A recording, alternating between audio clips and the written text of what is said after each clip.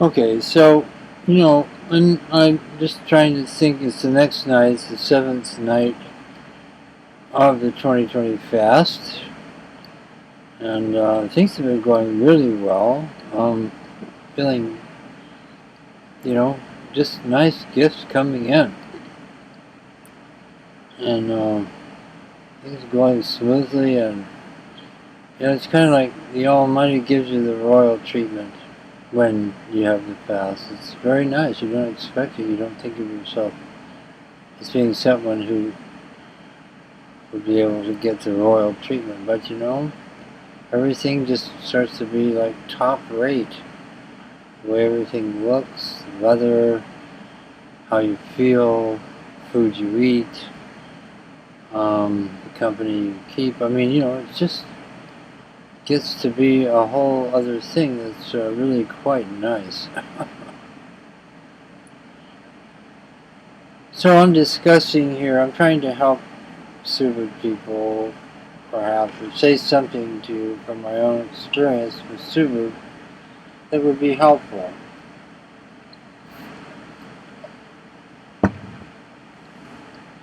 Talking about the whole Subud range of things. And so anyway, I had been saying before that I had learned, I had made that choice to surrender everything to God.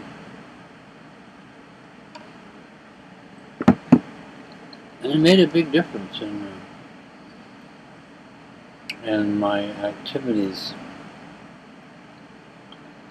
But somewhere around that time, there was also something that happened to me which was very significant and really changed things as well. Other than, the surrendering to God thing was very important, but there was something else. Because I don't know about the rest of you, but in those early years, it was difficult to be. I mean, you weren't that strong. You were quite sensitive, and it was difficult to figure out exactly how to behave and what to do if you were trying to figure that out. Or, if you weren't, then whether you were, there were a lot of things. But so one of the things which was really kind of, I don't know if I should tell you or not.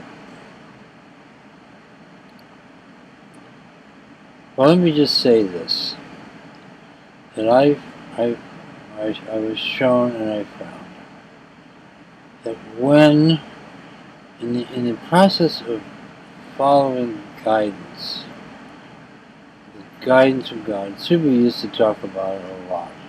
And he would also talk about following the Ladi.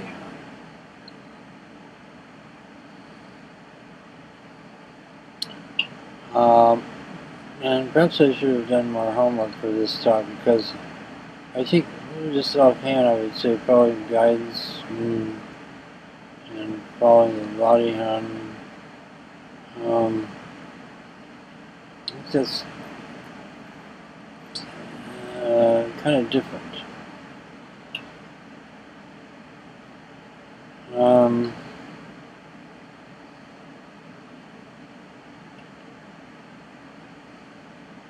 If you're gonna follow guidance,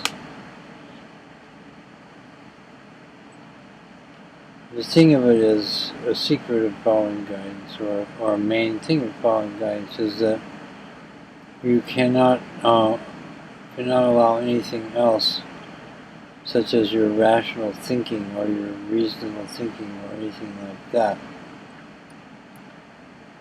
stop you from following the guidance of God.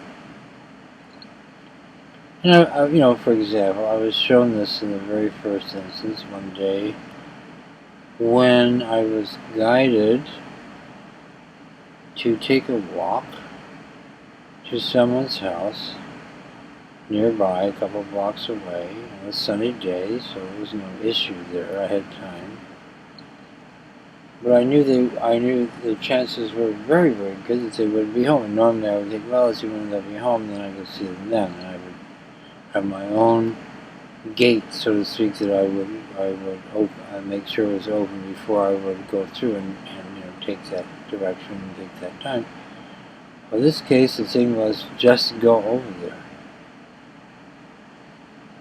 So I did. I went over there, and they weren't home, as I was pretty sure they wouldn't be. And then I came back home. I stuck around for a bit, and I came back home. But here's the thing. The walk over there was fabulous. I felt so good following that guide's direction and not putting it off or putting anything in its place or figuring out some way. And that kind of reminds me of a rather touchy subject, which I don't know if I'll get into or not, but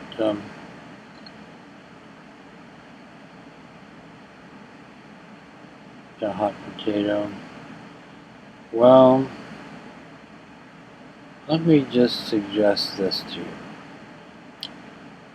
The guidance of God, coming from God,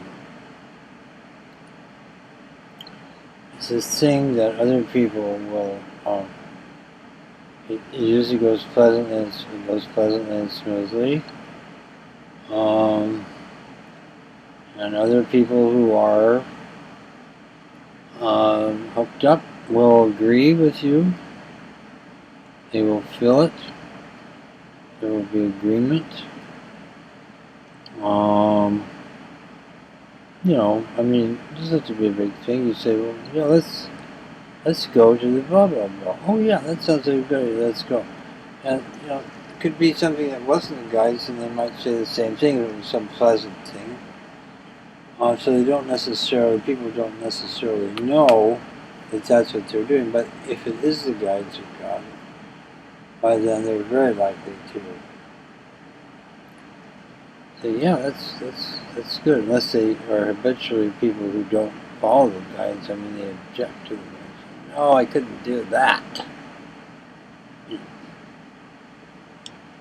But that comes to, I'm not going to say anything more about it, but that comes to the point of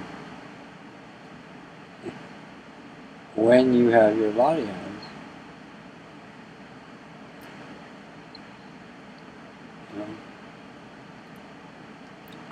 it's not about thinking about things and figuring out when would be the best time. The thing is, who's throwing the party? So let the host decide. I don't think you know when the best time is, or because of this and because of that. No, the Almighty knows the best time. He'll make everything work to that.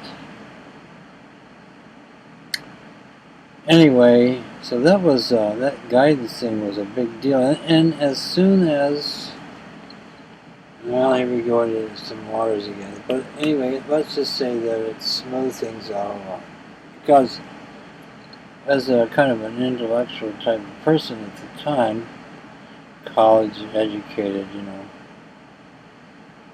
I never got a degree. I went to, because I was too poor, and I went to a lot of schools, and I didn't have much sense.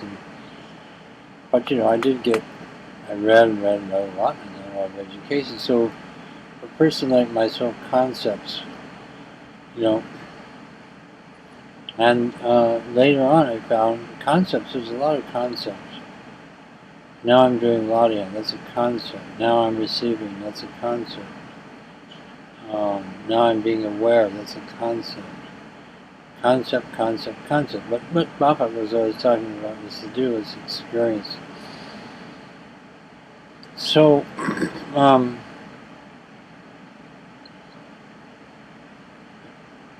to think of things that would be helpful. So I had that experience, and I will, I don't know if I should. I also had an experience where I left the earth and was out of my body. It was a real thing. It was imagined. It was like having a near-death experience, but you weren't having to die. You went places. I talked to Baba about it, and one of the funny things about it was I kept talking about the two beings that came And after a while, he listened to the story, some of the story, I guess, and he said, well, you know, the two beings that came, those were angels. And I don't know if I said it at the time. I think I probably did. Oh, yeah, I did say it. I was driving around one day up in Toronto, on the outskirts of Toronto. We were going to Orangeville. And I said, well, I didn't know because I always heard that angels had wings. And Buffett said, yeah, man imagines that for angels to fly, they would have to have wings. So he gives them wings. Yeah, because the angels that I saw, they didn't have wings. Yeah. So, but you know, I had that out-of-body experience, as they say, and it was great, and gave me a lot of insight into kind of mostly like when I came back. I mean, what kind of place this was. Wow. It's a very bizarre place. It's very strange. A very strange place. It's hilarious.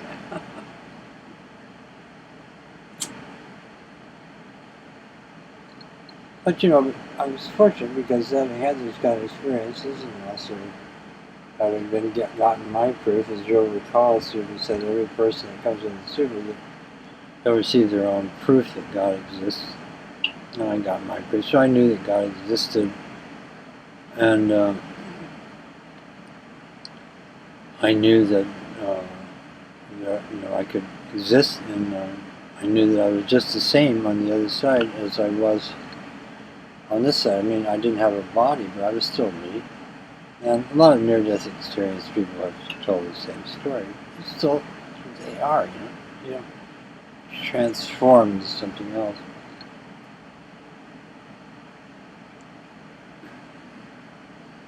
But okay, I think that's about enough time for that. That's already almost 13 minutes. I'm going to go on here in a minute.